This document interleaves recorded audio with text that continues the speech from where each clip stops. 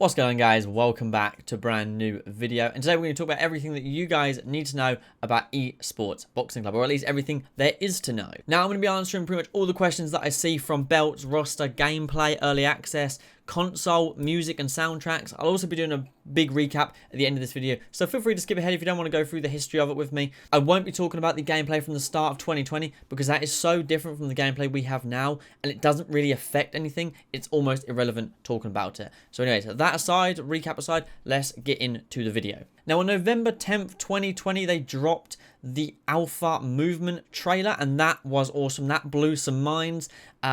Just the way they moved was incredible, and that was really the start of ESports Boxing Club rolling the ball.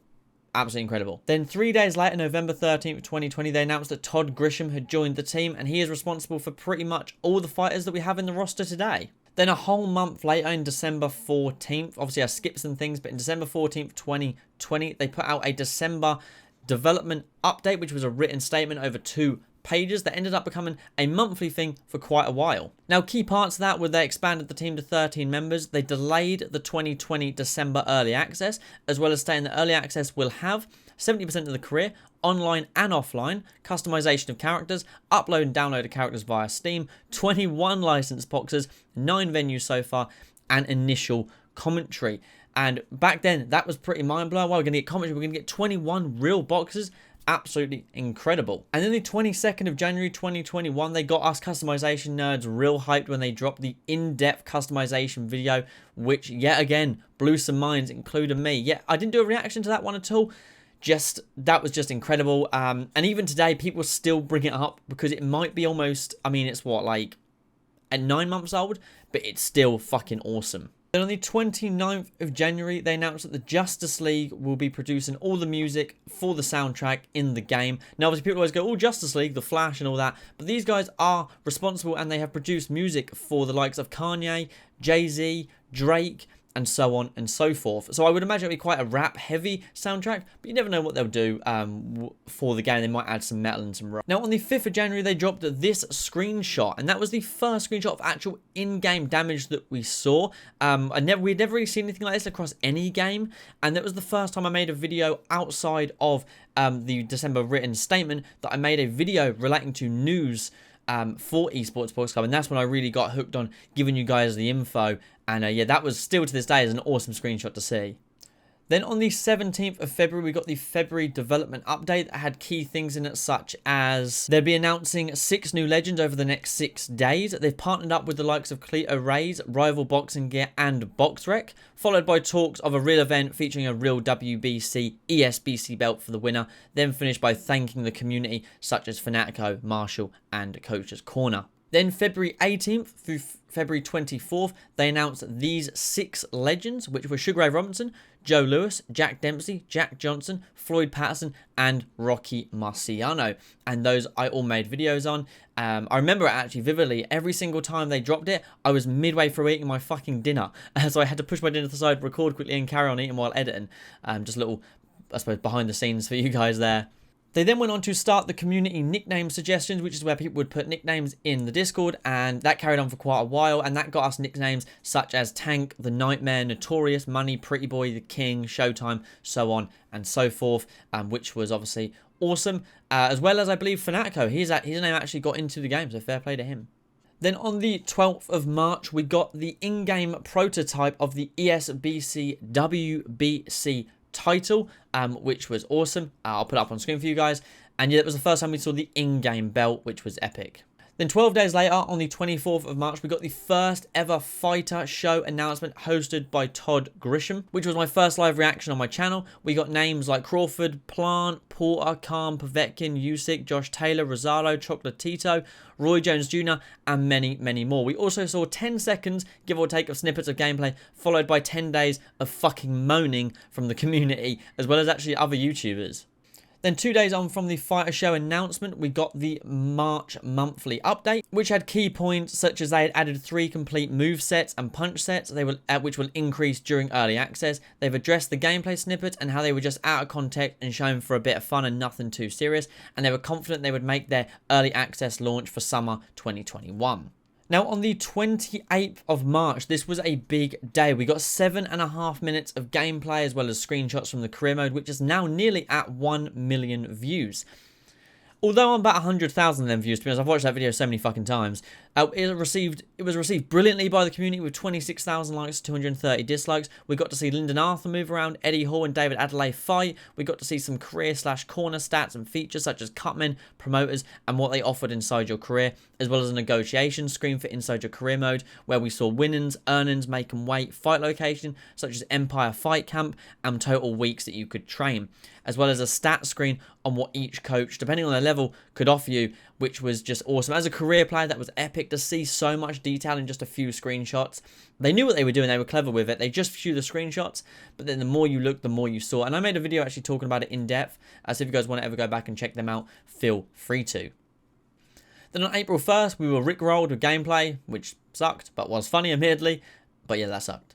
On April 4th, 2021, we got the second fighter show announcement, which one thing is really awesome about that is I was actually in it. My reaction from the first one was in it, along with Showbiz and Fanatico, I believe. I definitely remember Showbiz because he has that bloody bell, so you always have to notice it.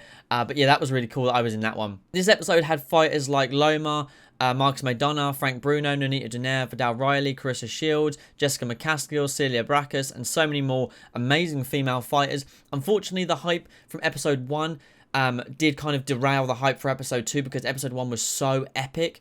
Episode 2 had great fighters, but we thought it was going to get better and better, and episode 1 was always the best fighter announcement show that weren't for individual solo fighters. Plus, we got non-boxers like MMA and kickboxers like Chris Cyborg, Badahari, Cedric Doumbé, plus incredible trainers like Eddie Renezo, Joel Diaz, Robert Garcia, and more, as well as then Todd finished the video by saying there'd be a major, he said there'll be a major fighter announcement, or a major announcement featuring a major fighter in the next few days.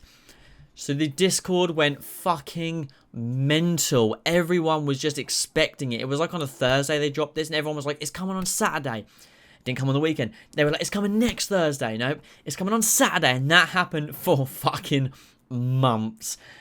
Looking back on it, it was fucking funny, but my god, at the time, every content creator, every single person at Discord was just waiting. Every announcement, every notification, we were like, it's here. And it just never was. Then on April 5th, we got this put in the Discord that said, hello all, thanks for your immense support for ESports Boxing Club. We greatly appreciate it. In terms of console support, Xbox Series X and PlayStation 5 dev kits were delivered last year. Early builds on some of them were phenomenal, and just as good as a high-end PC. We have dedicated account managers from the hardware manufacturers in contact with us, and we're now in talk about console variants. Thanks you for your continued support. So we got a little bit of detail about the console, which was awesome. I made a video on that, which actually done really well. I didn't expect it to, but that done thousands of views. Then April 12th, 2021, we got an interim April update. It's pretty much just talked about the support, addressed the rumours for DLC, and they said that this is the largest roster ever of licensed fighters, which will be free within the game, and nothing for DLC has been finalised from who will be DLC to the price, because there's lots of talk of every fighter being DLC, then there was talks of you'll get 10 free fighters, then you'll get every other fight will be DLC, but they've obviously addressed that there'll be at least the biggest licensed fighting roster ever for free, which is what we want to hear, really.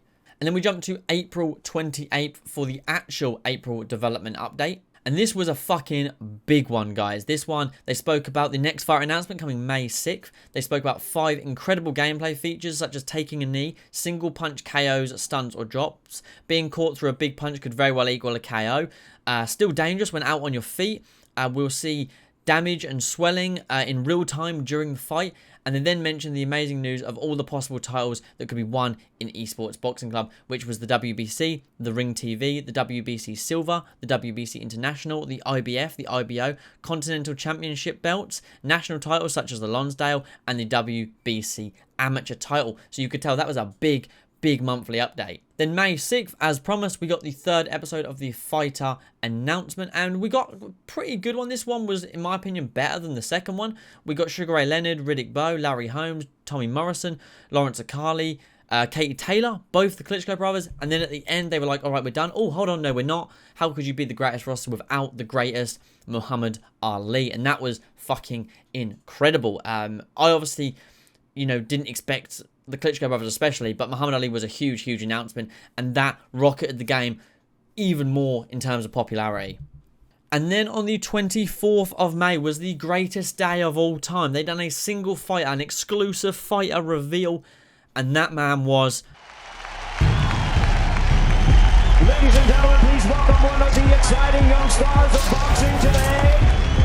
And now, ESports Boxing Club is proud to announce...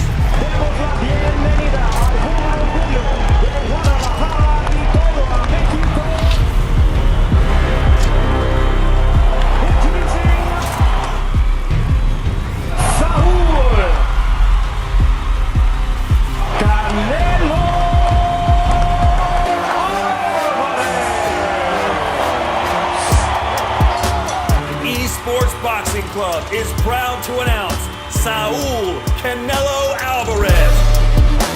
The face of boxing is now the face of the boxing video game. ESports Boxing Club coming later in 2021.